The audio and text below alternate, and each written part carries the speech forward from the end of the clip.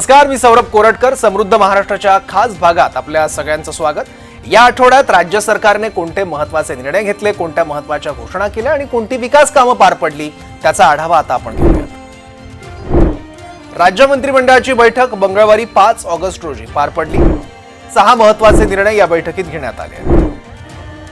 Maharashtra startup उद्योजकता आणि नाविन्यता धोरण 2025 हे जाहीर करण्यात आलं. वाढवण बंदर तवा ते हिंदू हृदय सम्राट बाळासाहेब ठाकरे महाराष्ट्र समृद्धी महामार्ग भरवीर इथं यांना जोडणाऱ्या फ्रेट कॉरिडॉरला मंजुरी देण्यात आली. राज्य शासनाच्या छोट्या चिंचोळ्या आकाराच्या बांधकामास अयोग्य, उपयुक्त आकार नसलेल्या, सुलभ पोहोच मार्ग नसलेल्या किंवा लँडी लॉक स्वरूपातील भूखंडांच्या वितरण धोरणास मंजुरी देण्यात आली. महाराष्ट्र राज्य मार्ग परिवहन महामंडळाच्या अतिरिक्त जमिनींचा व्यापारी तत्वावर वापर सुधारित धोरणास मंजुरी देण्यात आली. बीडीडी पहिल्या टप्प्यातील घरांच्या चाव्या लवकरच मिळणार आहेत. मेट्रो प्रकल्पासंदर्भातील अडचणी वर्षभरात दूर करणार. मेट्रो प्रकल्प वेळेत पूर्ण करण्याच्या सूचना दिल्याचं मुख्यमंत्र्यांनी सांगितलंय. मुख्यमंत्री उपमुख्यमंत्र्यांच्या उपस्थितीत वॉर रूमची बैठक पार पडली. वरळीकडे किंवा नॉर्थवर्ड जाणारे जे लोक आहेत त्यांच्याकरता अत्यंत क्रिटिकल इन्फ्रास्ट्रक्चर प्रोजेक्ट आहे.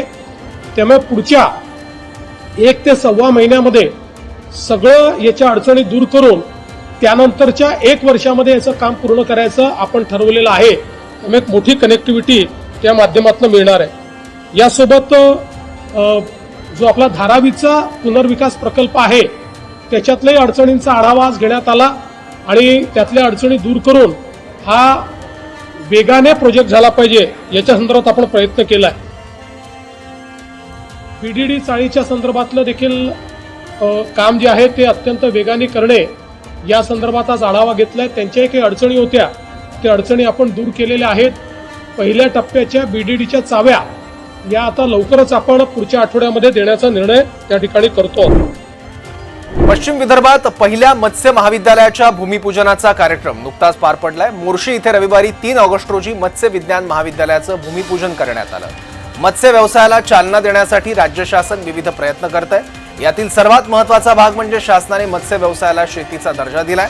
हा दर्जा बहाल केल्यामुळे मत्स्य शेती करणाऱ्यांना कर्ज, किसान क्रेडिट आणि अनुषंगिक बाबी प्राधान्यानं मिळण्यास मदत झाली आहे. यामुळे मत्स्य व्यवसाय आज प्राधान्याचं क्षेत्र झालंय असं मत मुख्यमंत्री देवेंद्र फडणवीस यांनी मत्स्य विज्ञान महाविद्यालयाच्या भूमिपूजन कार्यक्रमात व्यक्त केलं.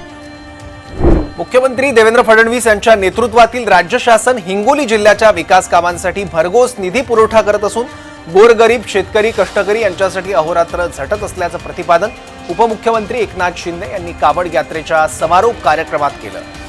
सर्वसामान्य लोकांसाठी काम करणारं शासन सत्तेत आल्यानंतर मुख्यमंत्री माझी लाडकी बहीण योजना, शेतकऱ्यांसाठी मुख्यमंत्री नमो शेतकरी सन्मान निधी योजना, मुख्यमंत्री युवा कार्य प्रशिक्षण यासह विविध योजना राबवण्यात येत असून निधी अभावी या योजना बंद पडणार नसल्याची ग्वाही उपमुख्यमंत्री एकनाथ शिंदे यांनी हिंगोलीतील कावड यात्रेच्या कार्यक्रमातून दिली आहे. माझे लाडके शेतकरी आहेत त्यांनाही जे आम्ही वचन दिलंय हे आम्हाला माहित आहे. ज्येष्ठांसाठी योजना असेल, माझ्या लाडक्या भावांसाठी योजना असेल, लेक लाडकी लखपती योजना असेल, या सर्व योजना टप्प्याटप्प्याने आम्ही पूर्ण करणार.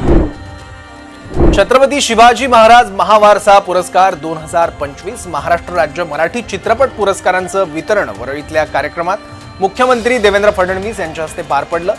स्वर्गीय राज कपूर विशेष गुणगौरव पुरस्कार काजोल देवगणला मुख्यमंत्री देवेंद्र फडणवीस यांच्या हस्ते देण्यात आला. यावेळी काजोलनं सुरुवातीला मराठीत बोलून आपलं मनोगतही व्यक्त केलं. राज कपूर जीवन गौरव पुरस्कार अनुपम खेर यांना मुख्यमंत्री फडणवीस आणि उपमुख्यमंत्री अजित पवार यांच्या हस्ते देण्यात आला. दरम्यान प्रसिद्ध दिग्दर्शक अभिनेते महेश मांजरेकर आणि मुक्ता बर्वे यांचाही खास गौरव करण्यात आला. तसंच प्रख्यात गझल सम्राट भीमराव पांचाळे यांना गानसम्राज्ञी लता मंगेशकर पुरस्काराने सन्मानित करण्यात आलं.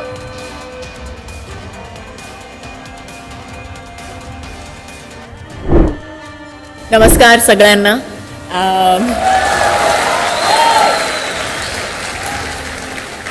आणि मी इथे ह्या मंचवर उभी आहे इतक्या मोठे लोकांबरोबर. आपल्या सगळ्यांना अभिमान आहे की एका मराठी माणसाने खरं म्हणजे आपल्या इथे चित्रपटाची सुरुवात केली.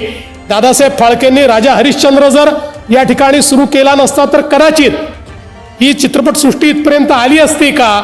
आणि म्हणून मराठी माणसाचं योगदान आणि त्यातही आज संपूर्ण भारतामध्ये मराठी थिएटर जे आहे यापेक्षा उत्तम दुसरं कुठलं थिएटर नाही. दिव्यांगांच्या राष्ट्रीय जलतरण स्पर्धेचा पारितोषिक वितरण सोहळा मुंबई विद्यापीठाच्या मुख्यालयात पार पडलाय. महाराष्ट्राचे राज्यपाल CP राधाकृष्णन या सोहळ्याला प्रमुख पाहुणे म्हणून उपस्थित होते.